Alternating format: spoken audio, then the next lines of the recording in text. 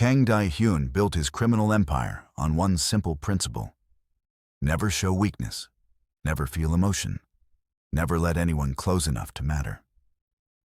For 15 years, he'd been the most feared man in Chicago's underworld. Ruthless, calculating, untouchable. Then at 3 in the morning on a cold November night, he walked into his office and found Imani Williams crying over his desk.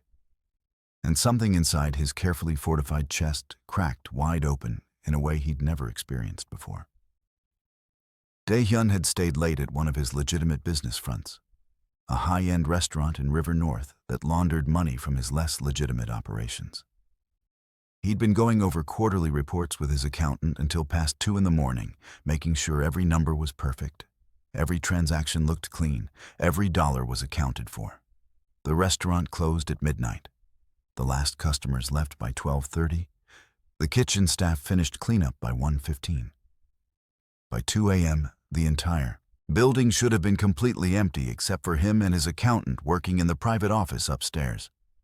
So when he finally finished the accounting review and headed down the back staircase toward the main dining room at 3:15 in the morning, he absolutely did not expect to see lights on in his ground floor office or to hear the unmistakable sound of someone crying. His hand went immediately to the gun he kept holstered at his lower back. In his world, unexpected sounds at 3 in the morning usually meant problems. Rivals attempting a break-in, law enforcement conducting a raid, disloyal employees stealing from him. He'd learned over 15 years of running Chicago's most powerful Korean crime organization that paranoia kept you alive and trust got you killed. He moved silently down the hallway toward his office, his footsteps making no sound on the polished hardwood floors. The crying got louder as he approached, soft, heartbroken sobs that sounded feminine. Not the sound of someone trying to break into his safe or steal his files. The sound of someone genuinely, deeply hurting. He pushed open the office door with his gun drawn and ready.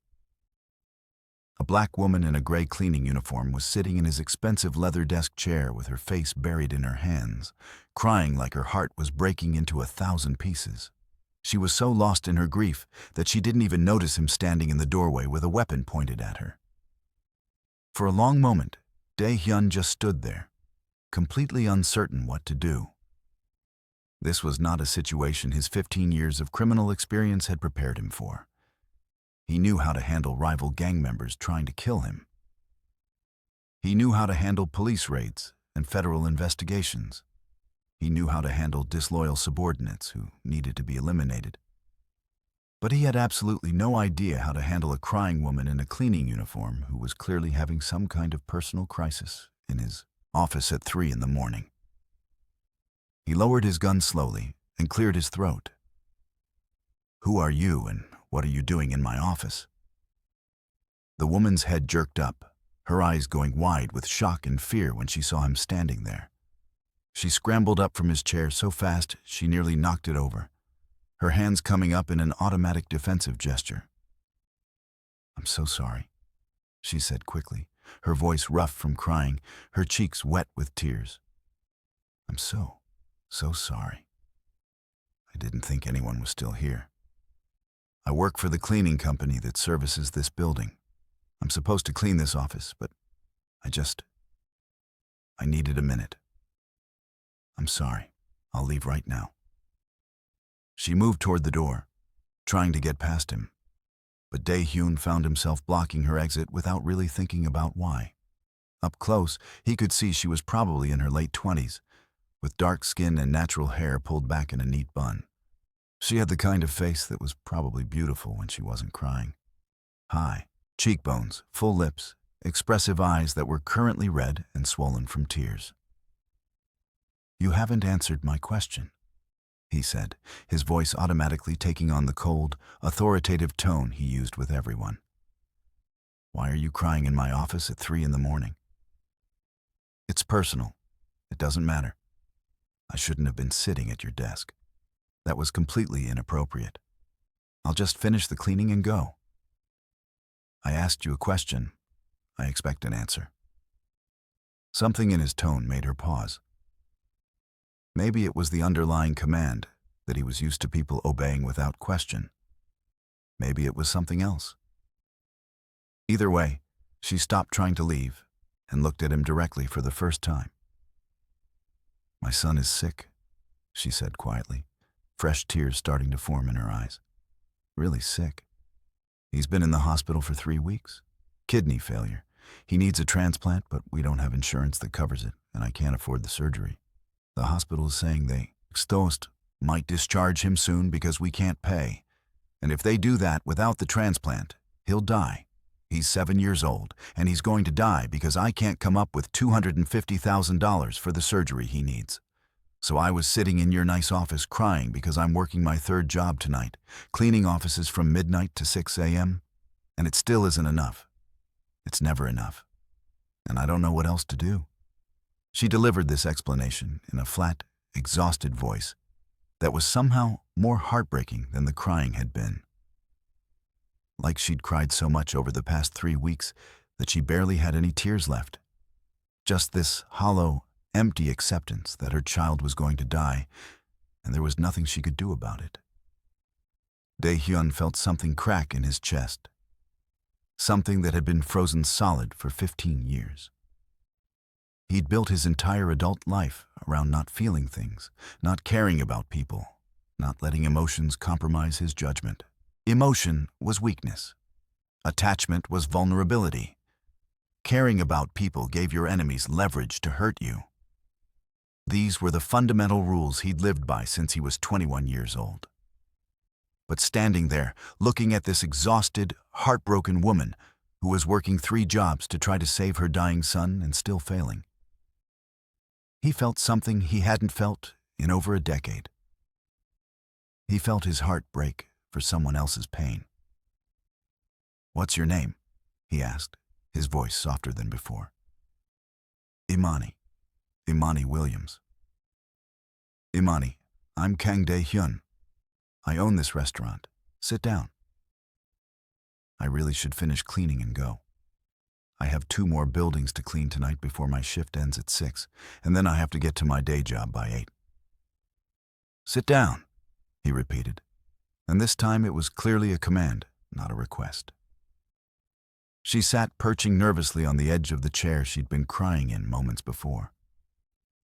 Dae-hyun sat down in the chair across from his desk, the visitor's chair where people usually sat when they came to ask him for favors or beg for mercy or try to negotiate deals.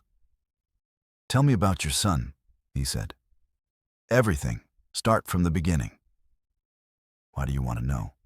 "Because I'm asking. Tell me." So she did. Slowly at first, then faster as the words started pouring out, like she'd been holding them in for too long and couldn't keep them contained anymore. She told him about Jamal, her 7-year-old son who loved dinosaurs and drawing and video games. How he'd been a completely healthy, normal kid until about 6 months ago when he started getting tired all the time, bruising easily, complaining that he didn't feel good. How she'd taken him to the emergency room after he passed out at school, and they'd discovered his kidneys were failing. How the doctors said it was a rare genetic condition that they couldn't have predicted or prevented. How Jamal had been on dialysis for the past 3 months, waiting for a kidney transplant, getting sicker and weaker. She told him about the astronomical medical bills that kept piling up. How her insurance from her day job at a grocery store had a yearly maximum benefit that had been exhausted within the first month. How she'd taken on a 2nd job as a night shift gas station clerk, then a 3rd job with the cleaning company, working literally 18 hours a day trying to earn enough to pay for Jamal's treatment. How it still wasn't nearly enough. How the hospital had given her a deadline.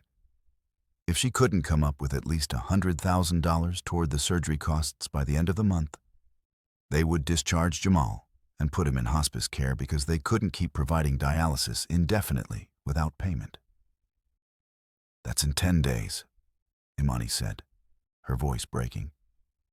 "I have 10 days to come up with money I'll never have. I've applied for every charity, every assistance program, every grant I could find. I started a GoFundMe that raised $8,000, which is incredible. And I'm so grateful, but it's nowhere near enough. I've asked everyone I know for help.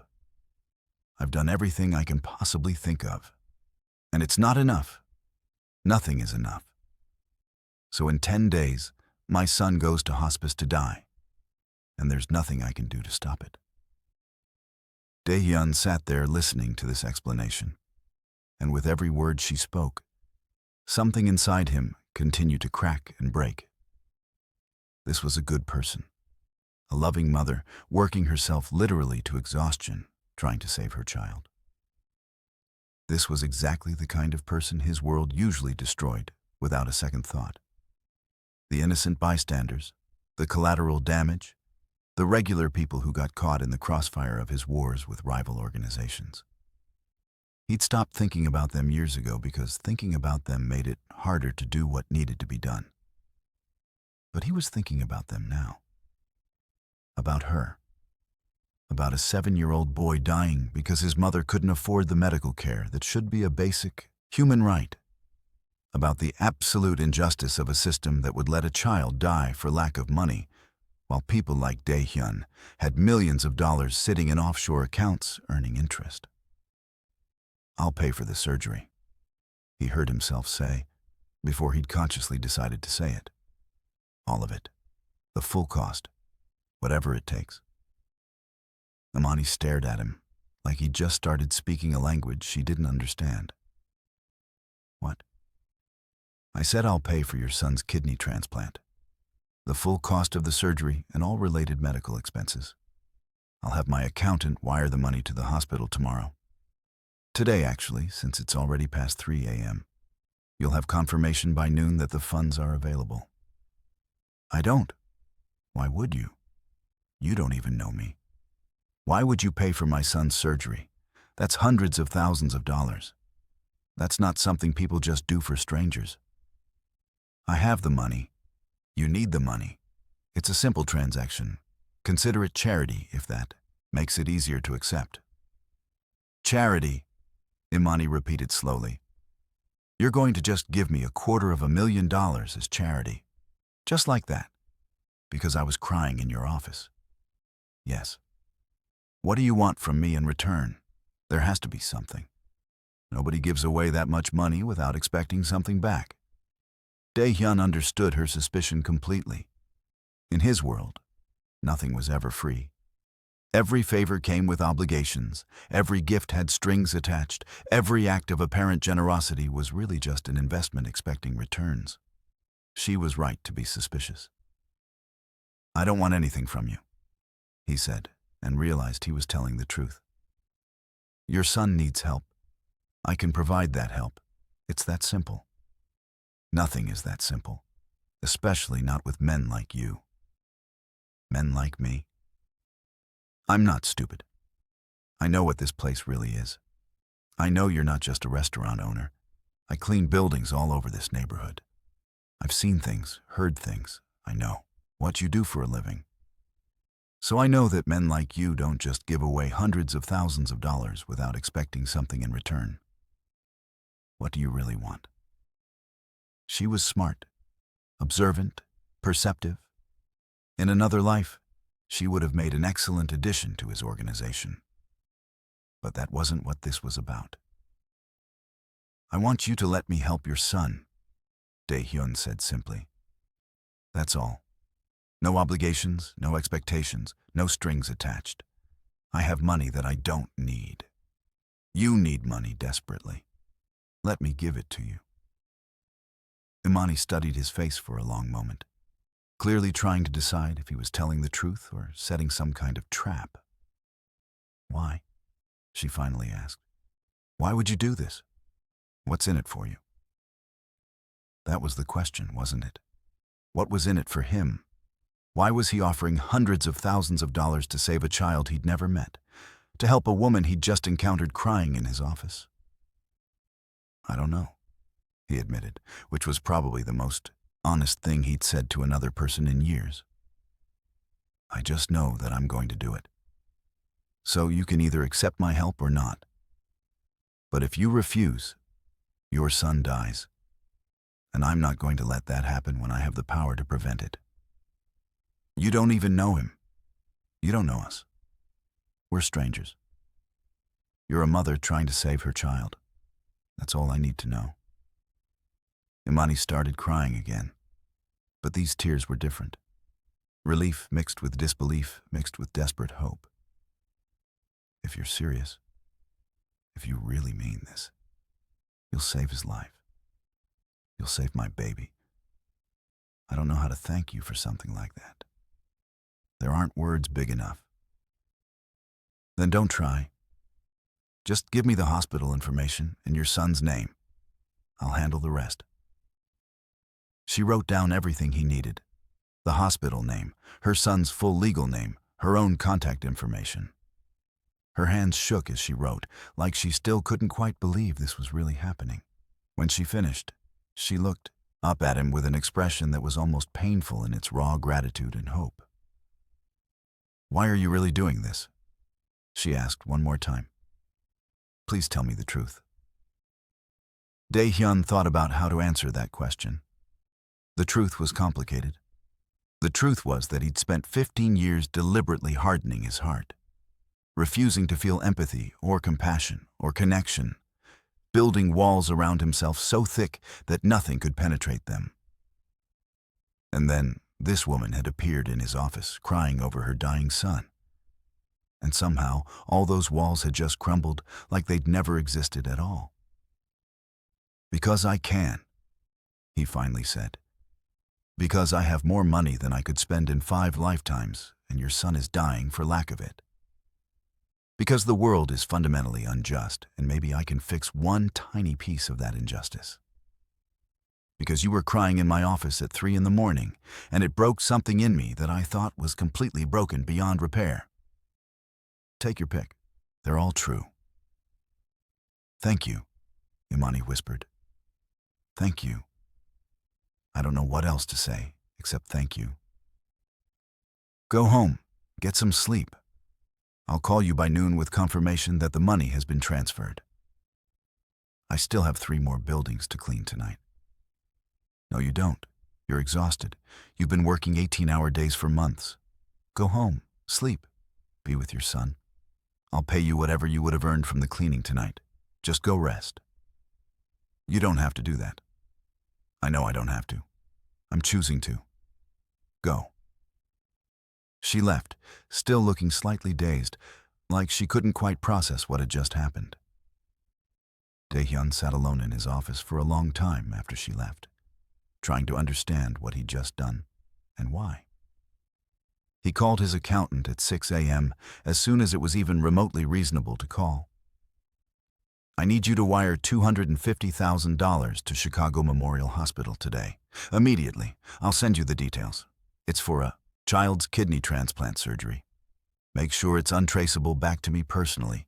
Use one of the clean corporate accounts." His accountant, who'd been working with him for 8 years and had learned not to ask questions, simply said, "I'll handle it. You'll have confirmation by 10 a.m. Make it 9 a.m. His mother is waiting for the confirmation." "Understood." At 9:15 a.m., Dae-hyun's phone rang. It was Imani. "It's there," she said, her voice choked with tears. "The hospital just called me. The money is there. They're scheduling Jamal's surgery for later this week. They found a kidney match, and now we can actually afford to accept it. He's going to live. My baby is going to live. Thank you. Thank you so much. I don't know how I'll ever repay you." "You don't have to repay me. Just take care of your son. That's all I want. Can I see you again? To thank you properly? To let you meet Jamal after he's recovered?" Dae-hyun should have said no. He should have made this a one-time act of charity and then walked away, maintaining the distance and emotional detachment that had kept him safe for 15 years. Getting involved with this woman and her son was dangerous. Not physically dangerous, but emotionally dangerous in ways he wasn't prepared to handle. But he found himself saying, "Yes, I'd like that. I'd like to meet him. Can I buy you coffee?" I know that's nothing compared to what you did for us, but I'd like to do something. You don't need to buy me coffee. Please, let me do something. Let me say thank you in person properly. All right, coffee. Tomorrow morning, there's a place called Cafe Lucia 2 blocks from the hospital. Meet me there at 9 a.m. I'll be there. Thank you again. I'm going to spend the rest of my life thanking you. Just take care of your son. That's thanks enough. Dae-hyun showed up at Cafe Lucia the next morning at precisely 9 a.m., which was unusual for him. He was usually sleeping at 9 a.m. after working until 4 or 5 in the morning on his various criminal enterprises. But he'd set an alarm and dragged himself out of bed at 8, showered, dressed in civilian clothes instead of his usual expensive suits, and driven himself to the cafe without any of his usual security detail. He was taking risks he normally never took, going places alone without backup, meeting people without thoroughly vetting them first, letting someone have his personal phone number, making himself potentially vulnerable. All things he would have absolutely refused to do yesterday. But something had changed when he saw Imani crying in his office. Something fundamental had shifted in his carefully controlled, rigidly structured life. Imani was already there when he arrived, sitting at a corner table with 2 cups of coffee in front of her. She stood up when she saw him, and he noticed she looked different than she had in the middle of the night. Less exhausted, more hopeful. She was actually beautiful, he realized. The kind of beautiful that came from inner strength and determination rather than just physical features. "Thank you for coming," she said as he sat down across from her. "I wasn't sure you would actually show up." "I said I would be here." "I know, but I also thought maybe last night was some kind of dream. Rich men don't usually appear in the middle of the night and offer to save dying children. That's fairy tale stuff, not real life. I'm not a rich man appearing in the middle of the night. I'm a criminal who happens to have money he doesn't need and decided to use some of it for something good for once, instead of just funding more crime. Don't romanticize what I did. You saved my son's life. I'm going to romanticize that as much as I want." Dae-hyun found himself smiling slightly despite himself. When was the last time he'd actually smiled at something someone said? He couldn't remember. They talked for 2 hours. She told him more about Jamal, his personality, his interests, his dreams for when he got better. She told him about her own background, growing up in Chicago's South Side in a single-parent household, her mother working multiple jobs to support them, putting herself through community college while working full-time, getting pregnant at 21 and deciding to keep the baby even though Jamal's father left as soon as he found out. She told him about the struggle of raising a child alone while working constantly, about the difficulty of accessing healthcare and childcare and all the things that should be basic but somehow weren't. And Dae-hyun found himself telling her things he never told anyone. About growing up in Seoul in a criminal family where violence was normal and emotion was weakness. About being trained from childhood to take over his father's organization. About coming to Chicago at 21 to expand the family's operations into American markets. About building his empire through ruthlessness and calculation. About the 15 years of violence and crime that had made him wealthy and powerful and completely alone. "Why are you telling me all this?" Imani asked. "Doesn't it bother you that I know what you really do? Aren't you worried I'll go to the police?" "If you were going to go to the police, you would have done it already instead of meeting me for coffee. And I'm telling you because you asked. Because you're the first person in years who's looked at me like I'm a human being instead of just a dangerous monster or a useful tool. Because I don't know how to lie to you after you were so honest with me in my office. You're not a monster. Monsters don't save dying children. I've killed people, Imani. More people than I can accurately count at this point. I've destroyed lives, broken up families, caused suffering to achieve my goals. I've done terrible things. The fact that I did one good thing doesn't erase 15 years of being exactly the monster you say I'm not. Then why did you do the good thing? Why save Jamal if you're such a monster? I don't know. That's the truth. I have no idea why I made that decision. It goes against every principle I've lived by for 15 years. It creates a vulnerability that could be exploited. It serves no strategic purpose. It doesn't benefit me or my organization in any way. I couldn't let your son die when I had the power to save him. I couldn't walk away from your pain. Something in me broke when I saw you crying, and I haven't been able to put the pieces back together the way they were before. Imani reached across the table and took his hand. Her skin was warm, soft, human in a way he hadn't experienced in so long he'd almost forgotten what genuine human touch felt like. "Thank you for breaking," she said quietly. "Thank you for letting my son's situation matter to you. Thank you for being human when you could have just walked past and stayed a monster." They met for coffee again 3 days later, and then again 5 days after that. Each time, they talked for hours about everything and nothing. She told him about her day job at the grocery store, her co-workers, the customers she dealt with. He told her about his legitimate businesses, the restaurants, the real estate holdings, the import-export company. They carefully avoided discussing his criminal activities, maintaining a polite fiction that he was just a successful businessman with nothing illegal funding his lifestyle.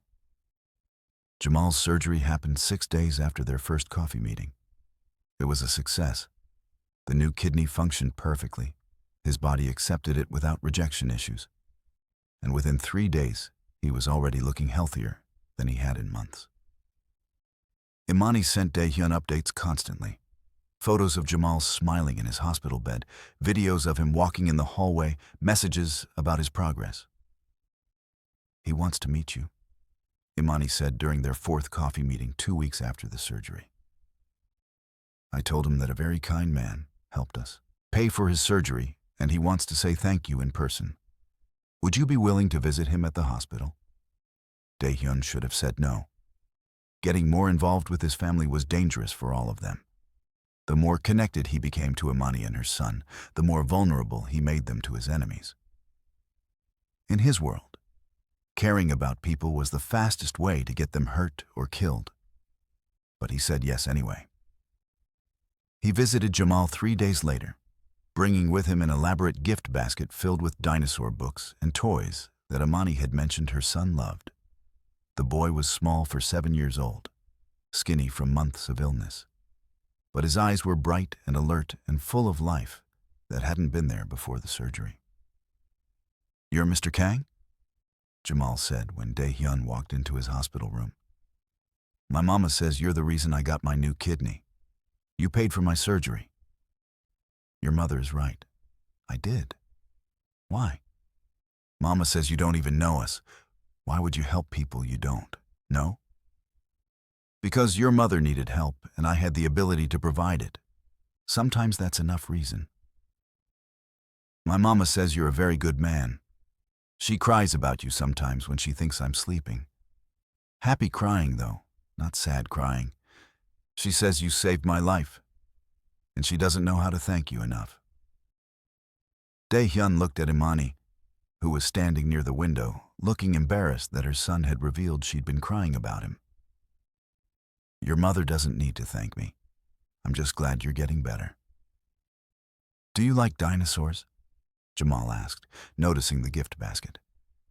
"I really, really like dinosaurs, especially T-Rex and velociraptors." "I thought you might. That's why I brought these books and toys." Jamal's entire face lit up in a way that made Daehyun's frozen heart crack just a little bit more.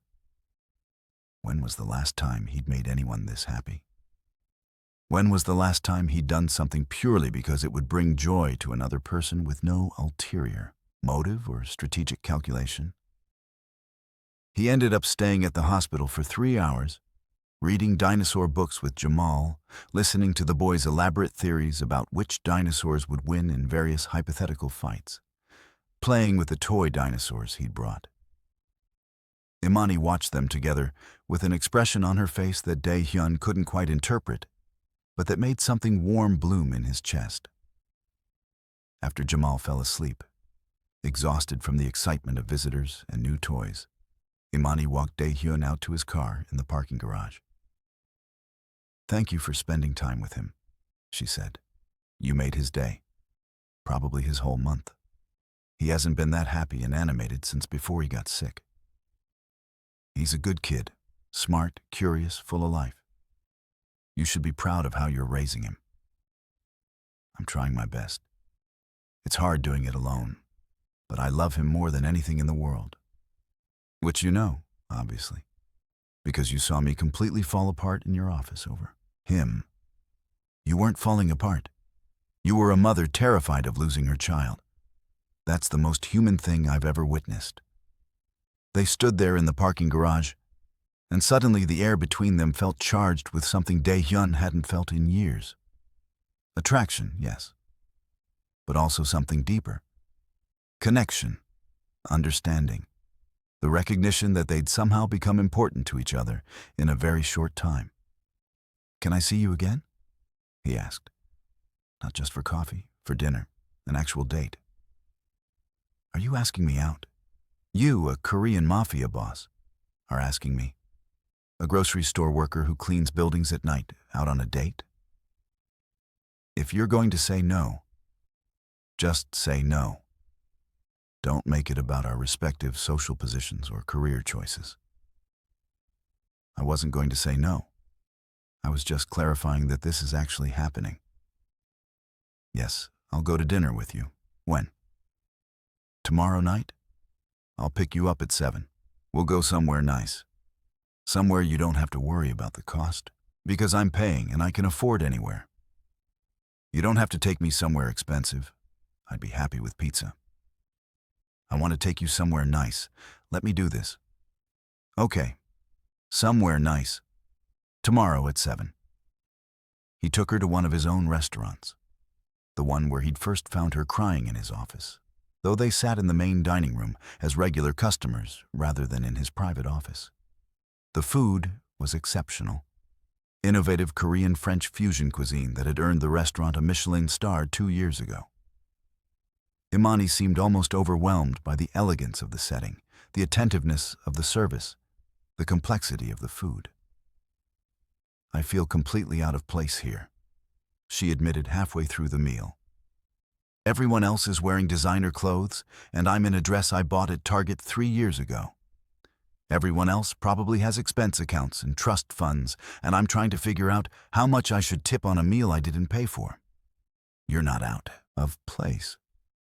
You're the most real person in this entire restaurant. Everyone else here is performing, wearing costumes, playing roles, pretending to be more important than they are. You're just yourself. That's worth more than any designer clothes or trust fund. You're very good at saying things that make me feel better about myself. I'm just telling you the truth.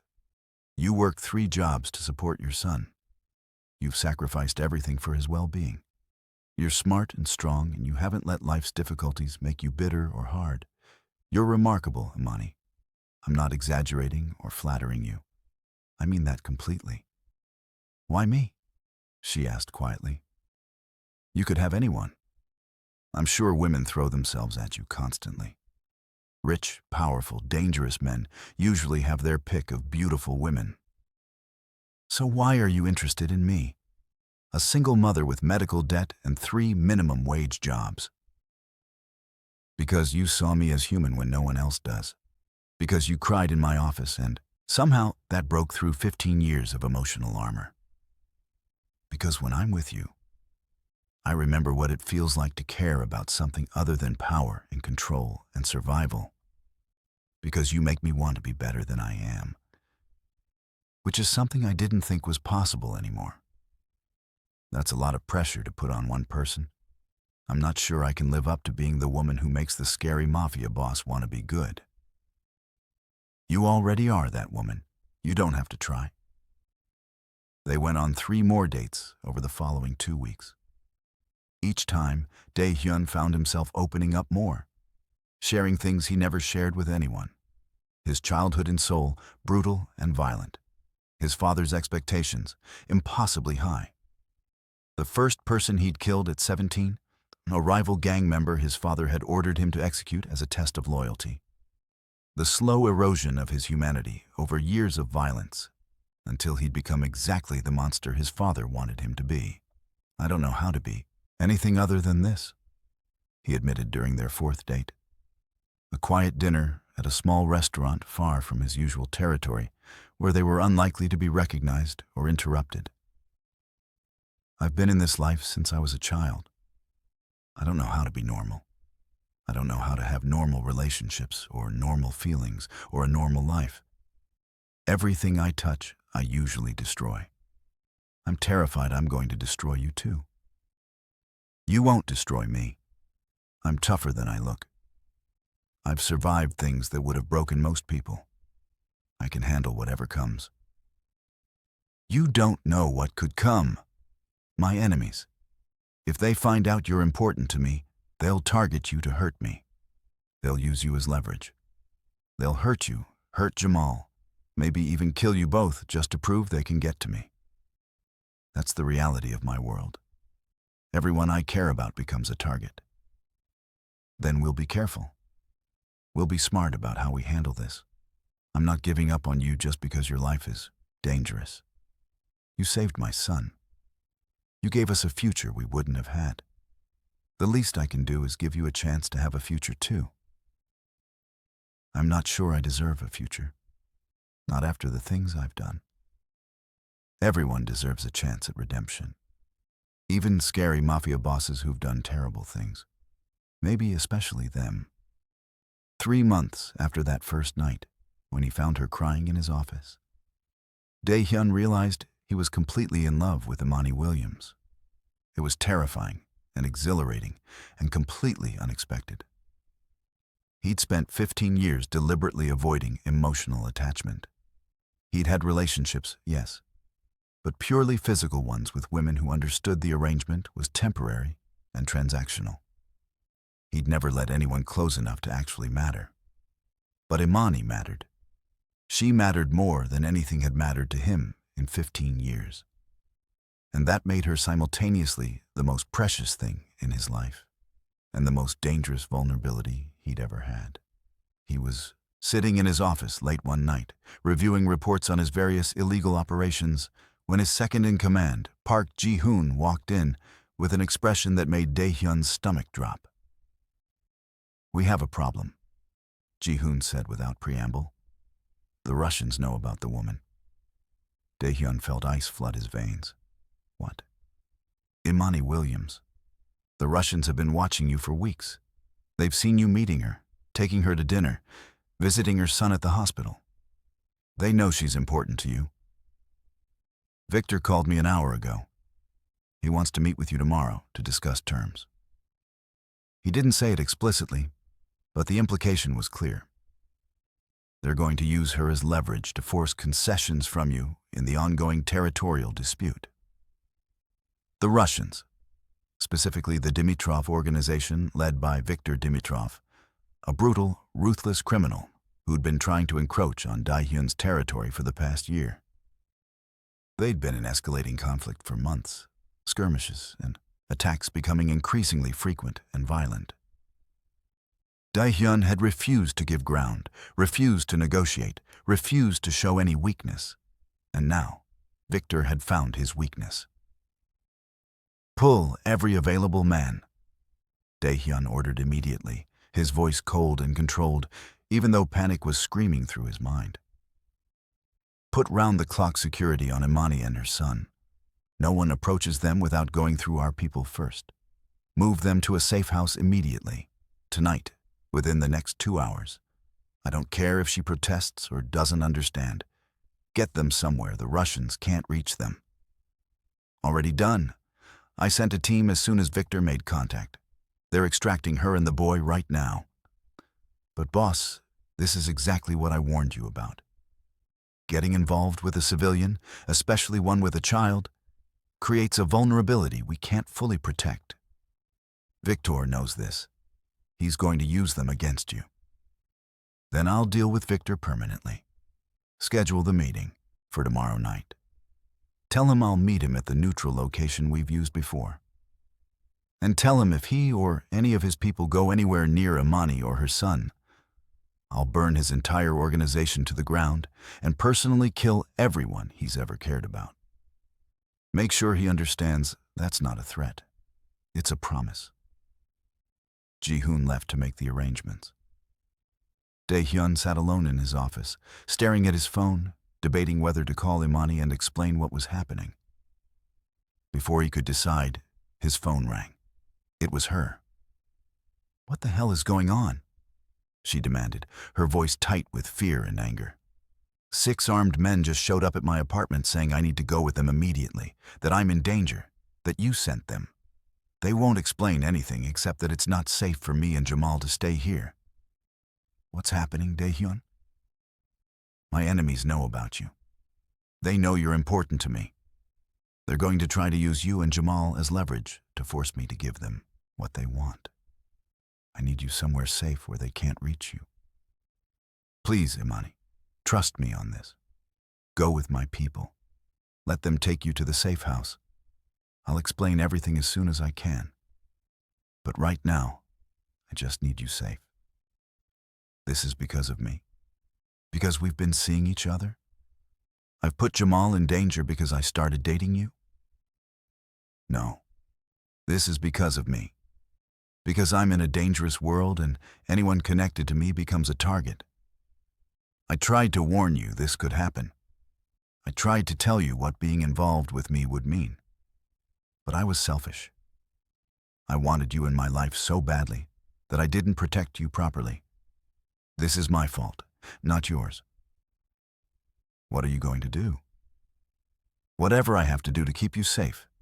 Please just go with my people. I'll come see you as soon as I can. I promise. Don't you dare die protecting us. Do you hear me? Whatever you have to do, you come back alive. Jamal needs you. I need you. Don't you dare die. I won't, I promise. Now, go. Please. The line disconnected. Dae-hyun sat there, feeling his carefully controlled world spiraling rapidly out of his control. For 15 years, he'd maintained absolute dominance through ruthlessness and strategic calculation. He'd never shown weakness, never given enemies leverage, never cared about anything enough to be vulnerable. And now he'd fallen in love with a woman and her son. And that love had become the weapon his enemies would use to destroy him, unless he destroyed them first. The meeting with Viktor Dimitrov took place the following night at a neutral location, an abandoned warehouse in a part of Chicago that belonged to neither organization. Both leaders came with minimal security. Dae-hyun brought Ji-hoon and 2 other trusted men.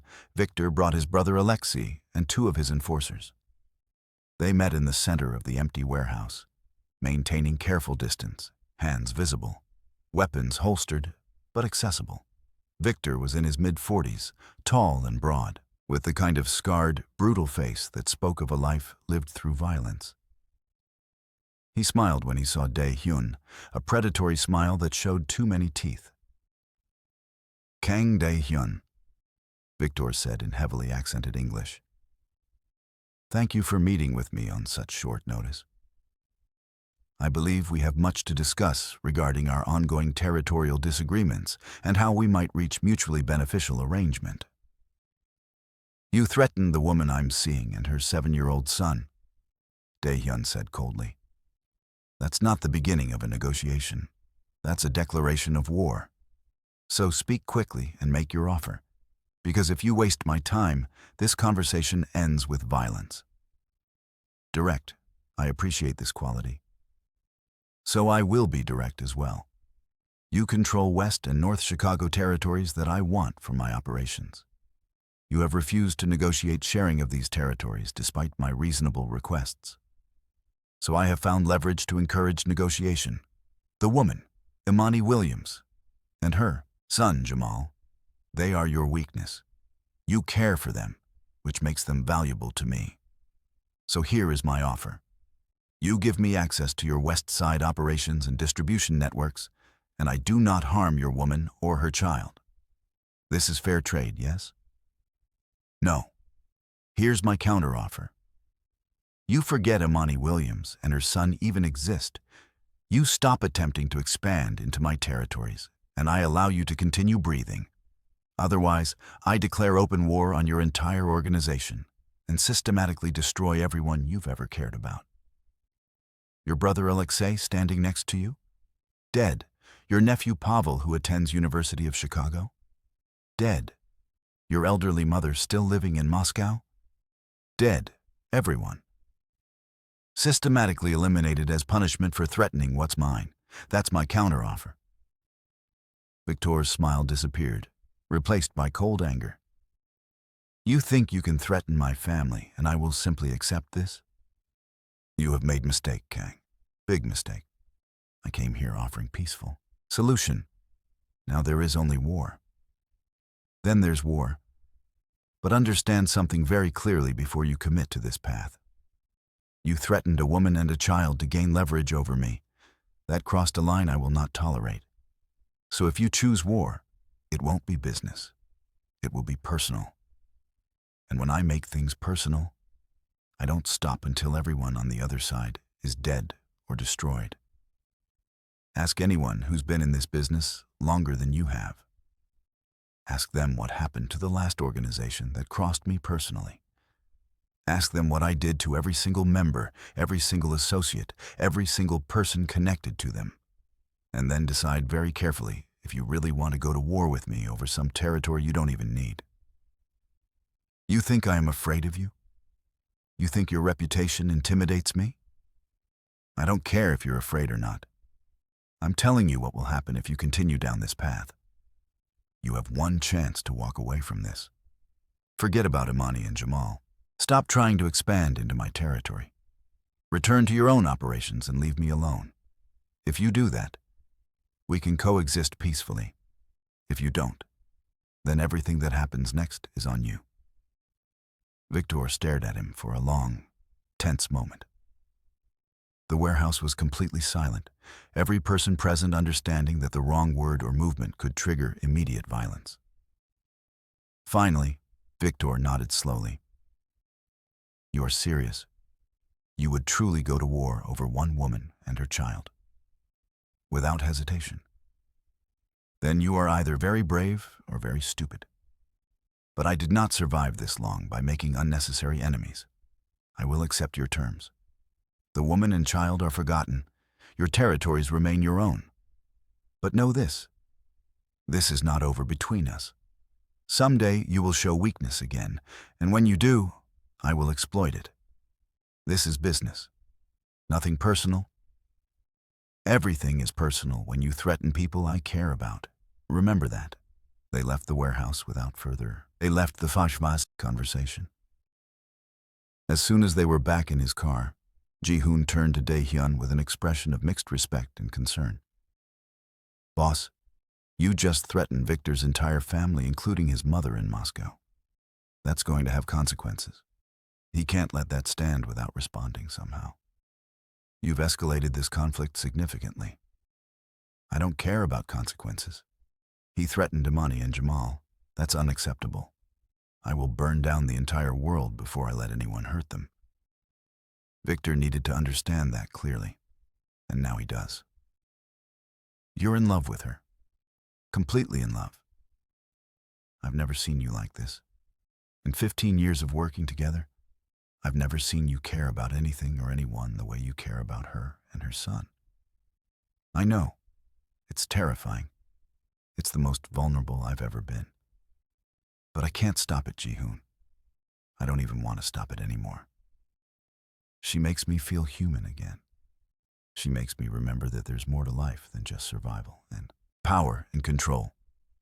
I'll protect that. Protect her with everything I have.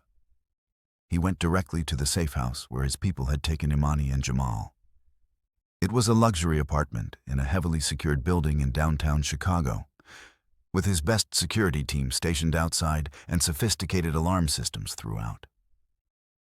When Imani opened the door and saw him, She threw her arms around him so tightly he could barely breathe.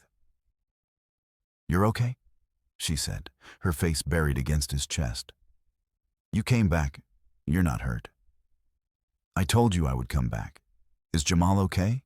Is he scared?" "He thinks this is an adventure. He's in the other room playing with the toys your security team bought him to keep him occupied.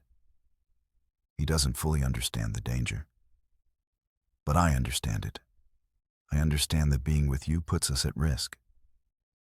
So I need you to be completely honest with me. Is this going to keep happening? Are we going to spend the rest of our lives looking over our shoulders, being moved to safe houses, living in fear of your enemies?" Dae-hyun pulled back so he could look at her face directly. "I don't know. Probably, yes. As long as I'm in this life, as long as I'm running my organization, there will always be enemies who might try to use you against me. I can't promise you safety. I can't promise you a normal life. I can only promise that I'll protect you and Jamal with everything I have, that I'll destroy anyone who tries to hurt you, and that I'll never stop trying to keep you safe. If that's not enough, if you want a normal life with someone who doesn't put you in danger just by caring about you, I understand completely. I'll make sure you and Jamal are protected and provided for, and I'll walk away. I don't want to, but I will if that's what you need." "What do you want?" Imani asked. "What do you actually want for your life?" "I want you. I want to be with you, to build a life with you and Jamal. I want to wake up next to you every morning and fall asleep next to you every night. I want to watch Jamal grow up and be part of his life. I want family and connection and love. Things I've denied myself for 15 years because I thought they were weaknesses. But you've shown me they're not weaknesses. They're the only things that actually matter.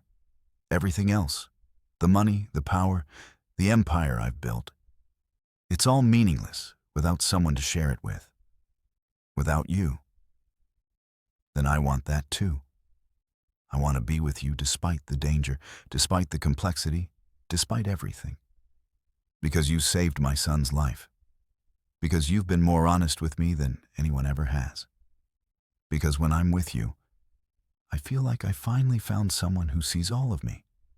The struggle, the exhaustion, the fear, the determination, everything. And values me anyway. I love you, Dae-hyun. I've been afraid to say it because it seemed too fast, too intense, too impossible. But I love you. I love you too. Completely, irrevocably, in ways that terrify me because I've never loved anyone or anything this much before. They kissed there in the safe house doorway, and it felt like a promise, a commitment, a choice to build something together despite all the obstacles and dangers that stood in their way.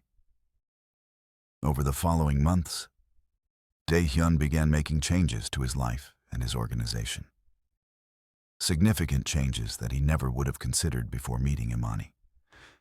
He started transitioning his operations away from the most violent and dangerous activities, focusing more on the quasi-legal and fully legal businesses he'd built as fronts. He reduced his involvement in drug trafficking and weapons dealing, passing those operations to trusted lieutenants. He invested more heavily in legitimate enterprises, restaurants, real estate, import-export businesses that actually imported and exported legal goods. It wasn't a complete transformation. He couldn't just walk away from 15 years of criminal activity without consequences, but he was trying to build something different, something more sustainable, something that wouldn't inevitably get him killed and leave Imani and Jamal unprotected. "You're changing," Ji-hoon observed one evening as they reviewed financial reports from Dae-hyun's various businesses. "Dramatically, a year ago you would have gone to war with the Russians regardless of consequences. Now you're negotiating, compromising, avoiding conflict, all because of her. Is that a problem? No, it's actually probably saving your life. You were becoming increasingly reckless before you met her, taking unnecessary risks, making enemies without strategic reason, acting like you had nothing to lose Now you have something to lose, so you're being more careful. That's good for you and good for the organization. But it's also a significant vulnerability. Viktor might have backed off for now, but other enemies will see your attachment to her as a weakness they can exploit. Let them try. Anyone who threatens her will learn very quickly why that's a fatal mistake. 8 months after finding Imani crying in his office, Dae-hyun proposed. Not in some elaborate romantic setting, but in her small apartment on a Tuesday evening while Jamal was at a friend's house for a sleepover. They were cooking dinner together, a simple meal of pasta and salad, nothing fancy. And Dae-hyun looked at her standing at the stove, stirring sauce, and suddenly he couldn't wait another day to ask her to marry him. "Marry me," he said abruptly, not even pulling out the ring he'd bought 3 weeks ago and had been carrying around looking for the perfect moment. Imani turned from the stove with a startled expression. "What?" "Marry me. Be my wife. Let me be Jamal's stepfather officially. Build a life with me. I know it's complicated. I know my world is dangerous. I know I'm not the safe, stable partner you probably imagined for yourself. But I love you. I love Jamal. I want to spend the rest of my life taking care of both of you, protecting you, being part of your family. So marry me. You don't even have a ring. I have a ring. It's in my jacket pocket. I've been carrying it around for 3 weeks, waiting for the perfect romantic moment to ask you.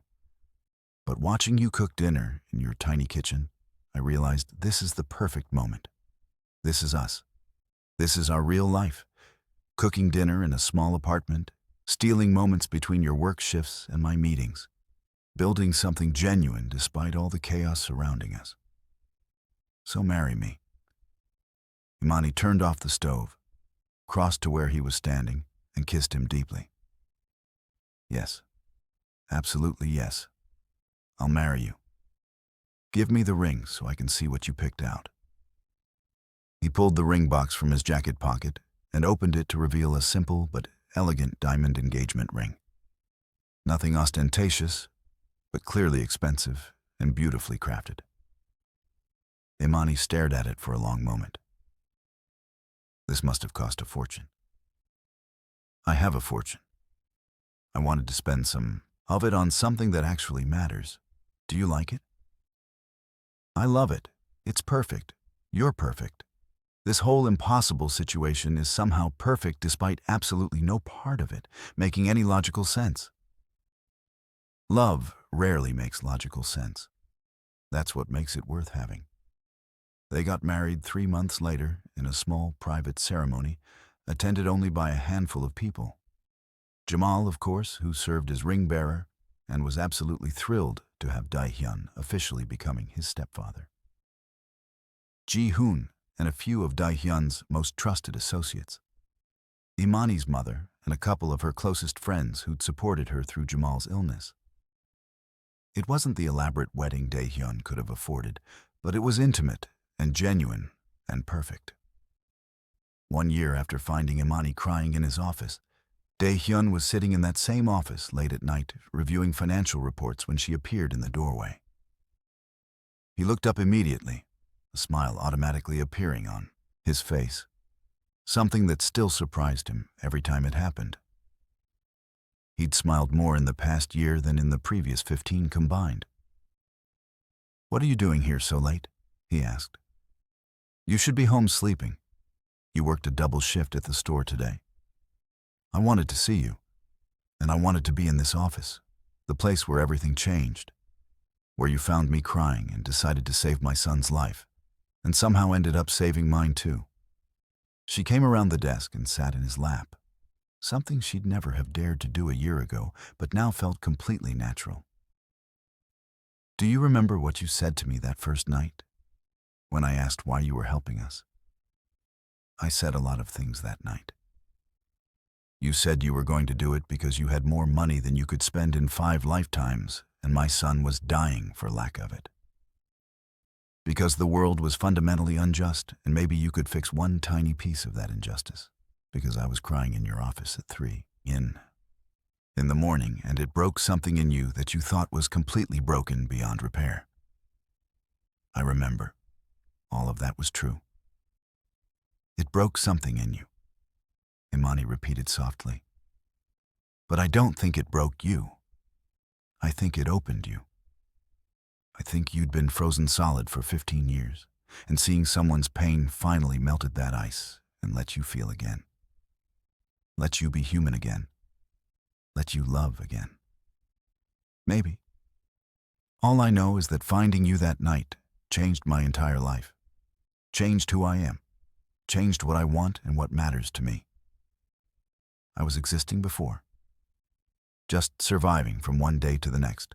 Accumulating power and money for no real reason except that it was what I knew how to do. But now I'm actually living. I have a family. I have love. I have a reason to be better than I was.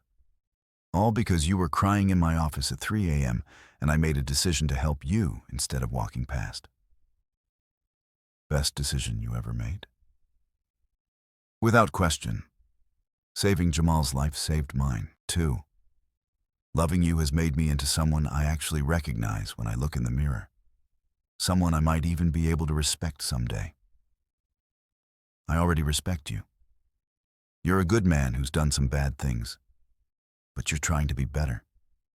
You're building something legitimate for our family. You're protecting people instead of just hurting them. That's redemption, Dae-hyun. That's what it looks like in real life. Not some grand dramatic transformation, but small, consistent choices to be better than you were yesterday. 2 years after finding Imani crying in his office, Dae-hyun had largely transitioned out of his criminal operations. He still maintained connections to his old world. You couldn't just walk away completely after 15 years of building an empire. But his daily life now revolved around legitimate businesses, around his family, around building a future that didn't inevitably end with him dead or in prison. He'd kept his promise to protect Imani and Jamal. Viktor Dimitrov had tried once, 6 months after their initial confrontation, to kidnap Imani as leverage. Dae-hyun had responded with such overwhelming, brutal force, eliminating 12 of Viktor's key people in one coordinated strike, that Viktor had never tried again. Other enemies had learned the lesson. Dae-hyun's family was completely off-limits, untouchable, protected by someone willing to burn down the entire world to keep them safe. 3 years after that night, Imani gave birth to their daughter, a beautiful baby girl they named Nari, which meant lily in Korean. Dae-hyun held his newborn daughter in the hospital and felt his heart break open in the best possible way. He had a family, a real family, a wife who loved him despite knowing exactly who and what he was, a stepson who'd become like a biological son in every way that mattered, and now a daughter who would never know the violence and darkness that had defined his life before Imani. "Do you ever regret it?" Imani asked him, one evening as they sat together watching Jamal play with baby Nari on the floor of their new house. A beautiful, safe home in a quiet Chicago suburb far from Dae-hyun's old territory. Walking away from the power and the empire you spent 15 years building? Do you miss it? Not even for a second. I traded an empire built on violence for a family built on love. That's not even a close comparison. This, you, Jamal, Nari, this life we've built together, this is worth more than anything I had before. Even though you had to give up so much, I didn't give up anything that mattered. I gave up things that were slowly destroying my soul. You saved me, Imani. Just like I saved Jamal, we saved each other. That's what love does.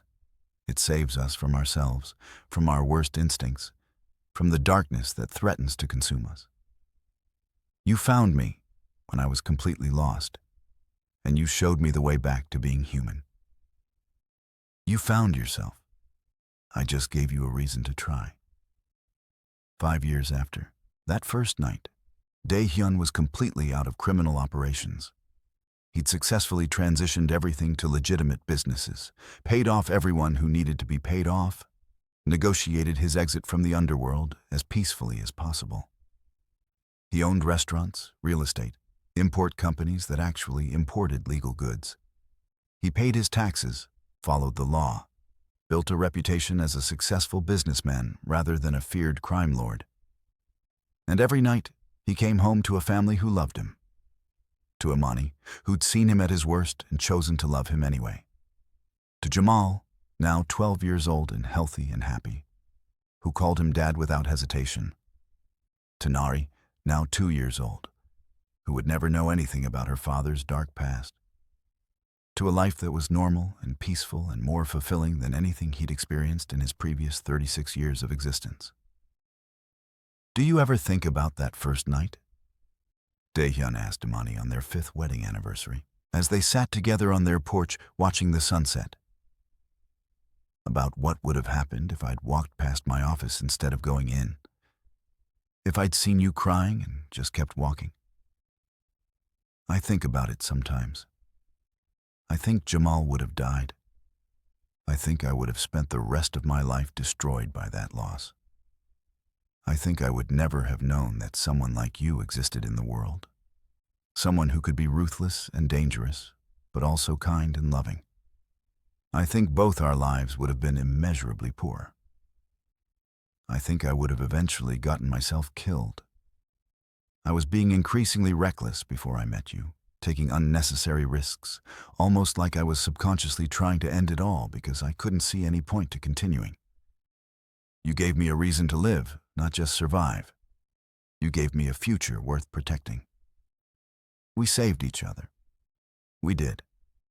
The black janitor crying in the Mafia boss's office at 3 a.m., and the cold-hearted criminal who couldn't walk past someone's pain.